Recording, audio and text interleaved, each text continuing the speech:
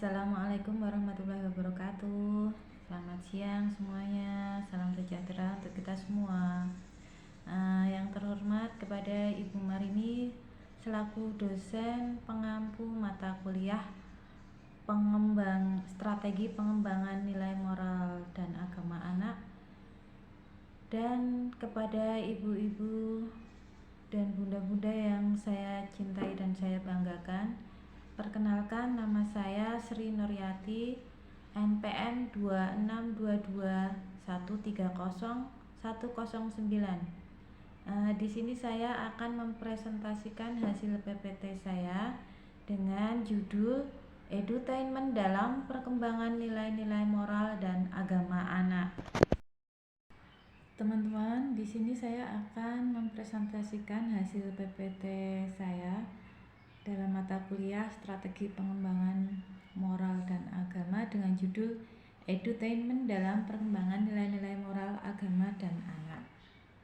Yang pertama, pendidikan nilai moral dan agama adalah suatu usaha sadar yang dilakukan manusia atau orang dewasa yang terencana untuk memberikan kesempatan kepada peserta didik, yaitu anak atau generasi penerus, dengan menanamkan nilai-nilai ketuhanan, nilai-nilai estetik dan nilai etik, nilai baik dan buruk, benar dan salah mengenai perbuatan, sikap dan kewajiban, yaitu akhlak mulia, budi pekerti luhur, agar mencapai kedewasaannya dan bertanggung jawab atau aturan dan nilai-nilai agama yang dipegang masyarakat setempat. Strategi pengembangan nilai moral dan agama. Yang pertama, kegiatan rutinitas. Kegiatan rutinitas adalah kegiatan sehari-hari yang dilaksanakan secara terus-menerus tetapi terprogram dengan pasti. Kegiatan rutin pengembangan nilai-nilai agama ini meliputi, yaitu yang pertama pemberian salam, yang kedua mengucapkan dan menunjukkan sikap berdoa, serta pembiasaan mengucapkan doa masuk kelas, terus berdoa sebelum dan sesudah mengerjakan sesuatu atau berbagai kegiatan harian seperti berdoa sebelum dan sesudah makan dan masuk kamar mandi dan keluar kamar mandi. Yang kedua adalah kegiatan terintegrasi. Kegiatan terintegrasi adalah kegiatan pengembangan materi nilai-nilai agama yang disisipkan melalui pengembangan bidang kemampuan dasar lainnya. Program ini meliputi, yaitu pertama, pengembangan atau pengayaan materi nilai-nilai agama yang disesuaikan dan dihubungkan pada saat menjelaskan pengembangan dari bidang kemampuan dasar lainnya. Kegiatan yang ketiga adalah kegiatan khusus.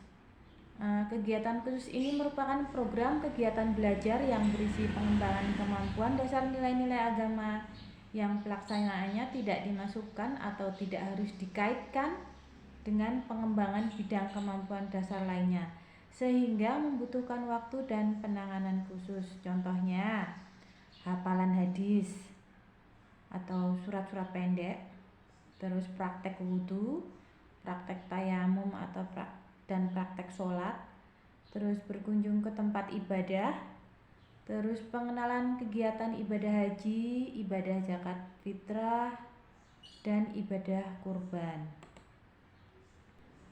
Poin berikutnya adalah edutainment, pembelajaran yang menyenangkan dalam pengembangan nilai moral dan agama dan anak-anak, yaitu yang pertama, menyanyi. Bernyanyi adalah cara untuk memaksimalkan penyerapan anak saat belajar. Anak-anak diajak untuk melantunkan lagu anak-anak yang dikuasai atau dihafal anak tentang keagamaan. Dengan bernyanyi, kita dapat mengajarkan berbagai materi pelajaran seperti angka, abjad, nama hari, nama bulan, dan nama-nama lainnya. Bernyanyi merupakan cara belajar anak yang efektif karena anak akan belajar dalam suasana yang senang dan anak cepat menguasai materi yang disampaikan. Poin berikutnya adalah bermain. Dengan bermain kita dapat menyampaikan materi yang sudah kita siapkan. Guru perlu merancang cara belajar anak yang selalu mengutamakan sifat menyenangkan. Apabila anak sudah merasa senang dengan cara bermain sambil belajar, guru bisa mengajarkan anak menggambar, mewarnai, menulis, melipat kertas, dan kegiatan lainnya. Terus yang ketiga adalah menciptakan suasana pembelajaran yang menyenangkan, kondusif, dan nyaman. Apa itu mengkondisikan ruangan pelajaran? Yaitu yang pertama, ruangan belajar harus aman, nyaman, bersih, dan rapi. Yang kedua, dilengkapi dengan media-media yang akan digunakan dalam pembelajaran. Yang ketiga, penataan tempat duduk yang sesuai dengan kegiatan. Yang keempat, adanya sirkulasi udara dan memberikan parfum untuk meningkatkan kesegaran udara di kelas. Terus untuk mengkondisikan kesiapan psikis anak untuk belajar, yaitu yang pertama bisa mengajak siswa untuk bersama-sama berdoa. Yang kedua, memulai pembelajaran dengan sedikit humor atau memancing senyum dan tawa siswa. Anak diajak berbagi cerita karena dengan berbagi cerita akan menghilangkan beban unek-unek atau beban pikiran kesedihan anak-anak.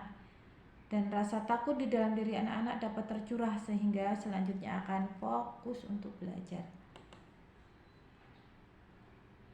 Pengkondisian yang ketiga adalah pengkondisian kesiapan fisik siswa untuk belajar, yaitu yang pertama mengajak siswa untuk bernyanyi. Dengan bernyanyi, semangat siswa akan mulai terbangun.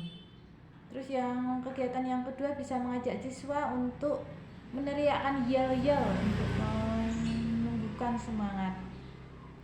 Terus mengasah konsentrasi siswa dengan kegiatan variasi tepuk yang diajak. Terus mengasah konsentrasi siswa dengan kegiatan gerakan acak seperti Marina menari, pegang hidung, pegang bibir, dahi, dagu, kepala, pundak atau kaki. Terus yang terakhir bisa mengajak siswa untuk mengatur napas pendek, mengajak siswa untuk gerak dan lagu seperti chicken dance atau topi saya bunda. Pengkondisian yang keempat itu pengkondisian minat belajar siswa, yaitu yang pertama itu guru bisa menggunakan metode pembelajaran yang menarik dan bervariatif. Terus yang kedua, diberikan media pembelajaran berbasis audio, media visual, dan media audio visual. Terus pengkondisian yang kelima yaitu pengkondisian antusias siswa di tengah pembelajaran, yaitu terkadang anak merasa bosan, mengantuk, letih di tengah kegiatan belajar mengajar. Maka yang guru perlu dilakukan agar anak merasa senang dan nyaman serta betah dan semangat untuk tetap antusias dalam belajar itu bisa dilakukan dengan cara sebagai berikut. Yang pertama, guru menumbuhkan fokus belajar dengan kegiatan saling menyapa, hai, hello, dan lain-lain. Terus yang kedua, menginstruksikan anak untuk saling pijat pundak dengan teman di sampingnya secara bergantian. Terus yang ketiga, guru mengajak siswa keluar kelas untuk mengamati lingkungan sekitar. Kemudian yang keempat, guru bisa mengajak siswa untuk melakukan permainan game atau kuis yang berkaitan dengan materi pembelajaran.